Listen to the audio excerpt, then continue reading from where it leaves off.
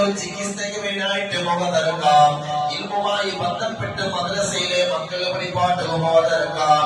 അതല്ലാതെ മുഖത്തിറക്കും പെണ്ണുകൾ പ്രായപൂർത്തി മുതൽ അവൾ മരിക്കുന്നത് വരെ പെണ്ണുകൾക്ക് ഒരു സൗലഭ്യ ഇസ്ലാമിൽ കൊടുത്തിട്ടേയില്ല.